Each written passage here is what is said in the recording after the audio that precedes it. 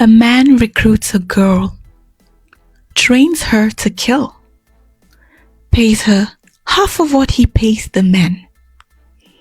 And when the police close in, he stands in front of reporters and says he has never seen her in his life.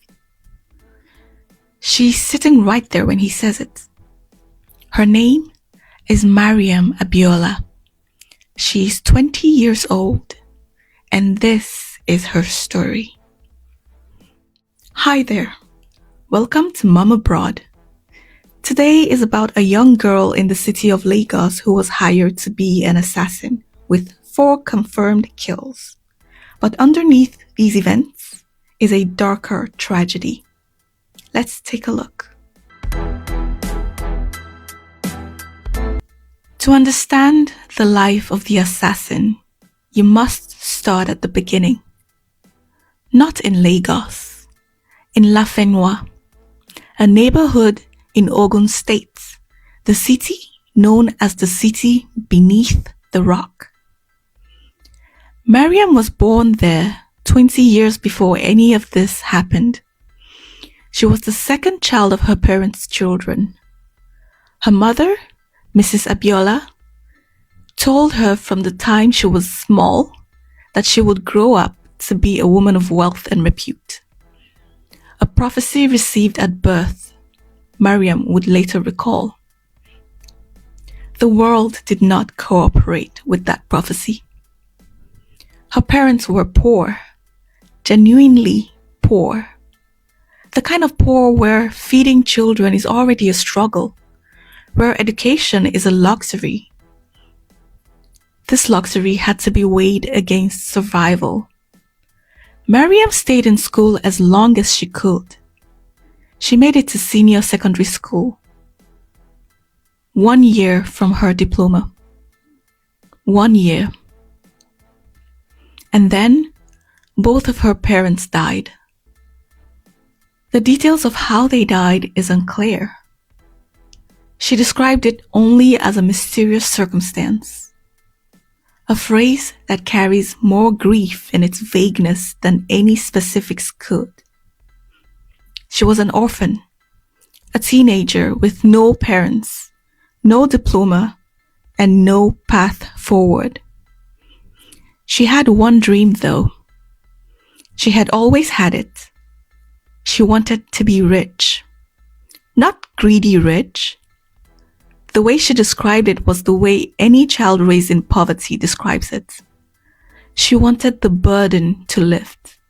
She wanted to stop counting. She made a decision. She didn't tell her siblings where she was going. She packed what she had and went to Lagos. Lagos is the largest city in Africa. More than 15 million people. It's loud, it's fast, it's relentless, and completely different to a teenage girl from Abeokuta who arrived alone with no money, no contacts, and no plan. Mariam wandered the streets. That is not a metaphor. She literally wandered. She had nowhere to go. She knew nobody. She was, by every measure, the most vulnerable kind of person in the most overwhelming kind of city. And that is where she met the man called Shekbe, the sibling of a man named Sadiq. Sadiq Oyewumi, through Shekbe, took her in.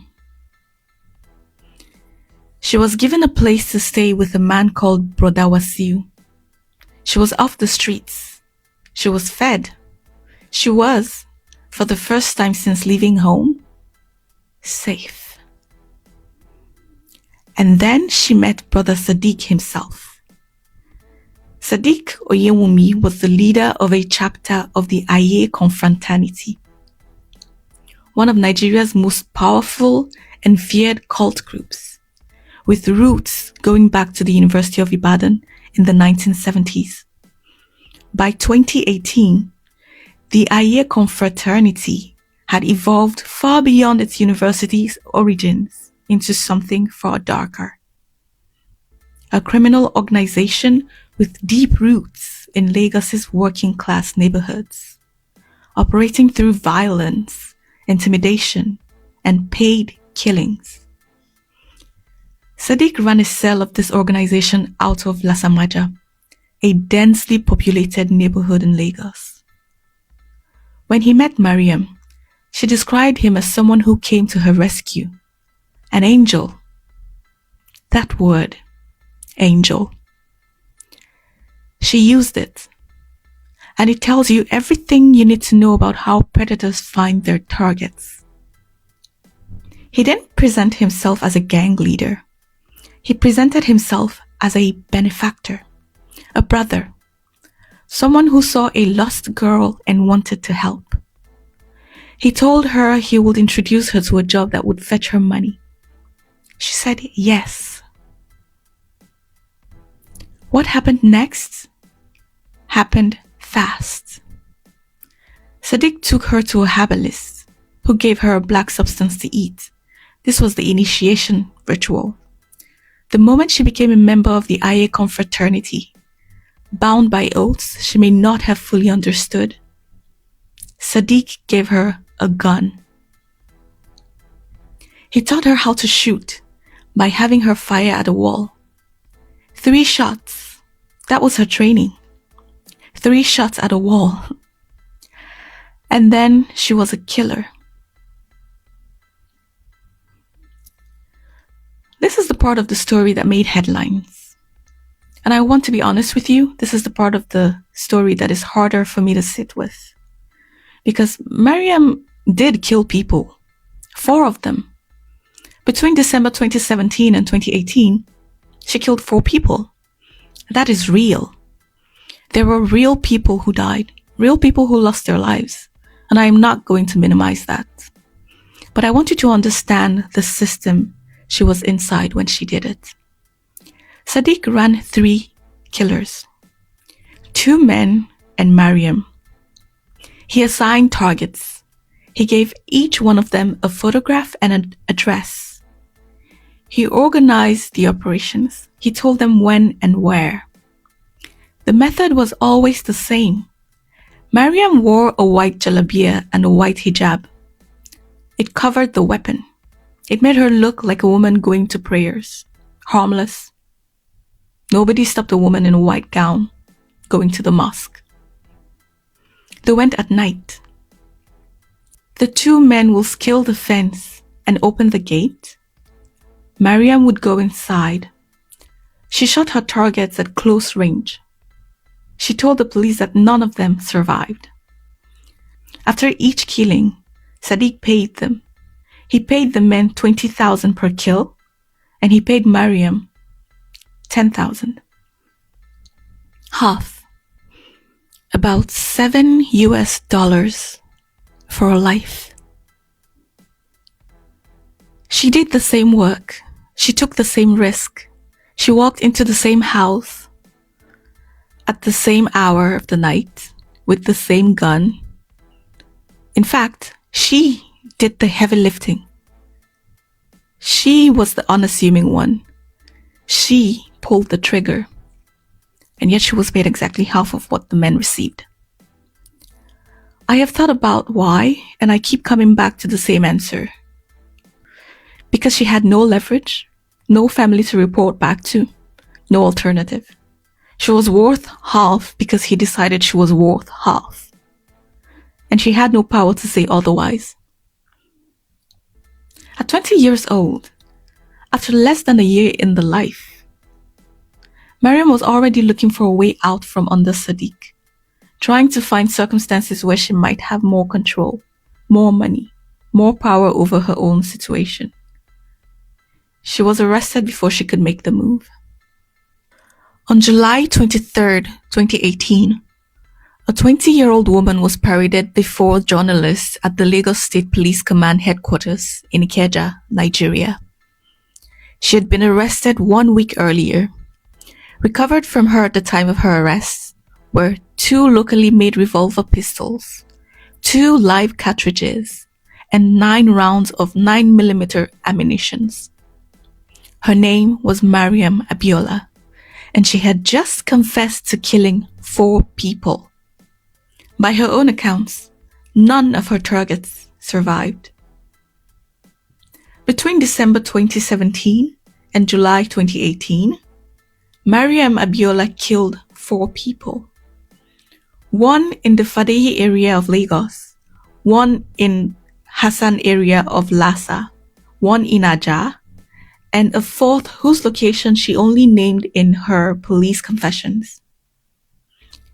In addition to carrying out the killings herself, Mariam also served as the unit's armorer. She was responsible for storing and maintaining the group's weapons between operations. When asked about her state of mind during this period, Mariam told investigators, "I don't feel bad about killing anyone because I see it as a job that I'm being paid for." She also said the charms make her see humans as flies. On July 16th, 2018, a violent confrontation broke out between the IA confraternity and their rivals, the IA confraternity in the Lasamaja area. Police from the Lasamaja division, led by the divisional police officer, Chief Superintendent Titilayo Oriyomi, responded and made a series of arrests. Sadiq Oyewumi was among those detained, along with several associates including a herbalist and an armorer affiliated with the rival group. Mariam Abiola was arrested separately shortly after. All detainees were transferred to the Lagos State Police Command headquarters in Ikeja, where Lagos State Police Commissioner Imohimi Edgal was overseeing the investigation.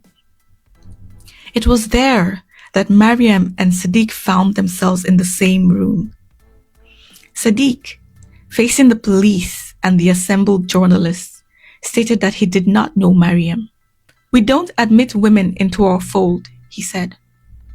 Mariam was sitting right there in front of him when he said this. According to journalists present, she bent her head and then she raised it. She was smiling and she said, "So I was only being used?" Commissioner Edgar later described Mariam's confession as startling, the first of its kind in the history of the Lagos State Police Command. He noted that she had served not only as a killer, but as the unit's armorer, and called on parents to monitor their children closely. Mariam Abiola was charged and remanded into custody. She was 20 years old. Mariam had only been in Lagos for less than a year when she was arrested. She had left home looking for work, and she found Sadiq Oyewumi. She killed 4 people for him, and she was paid half of what he paid his male employees. And when it all ended, he said he had never met her. This case received almost no media coverage outside Nigeria. This has been the story of Mariam Abiola. Thank you for listening. Until next time, I'm Queen, and this has been Mom Abroad.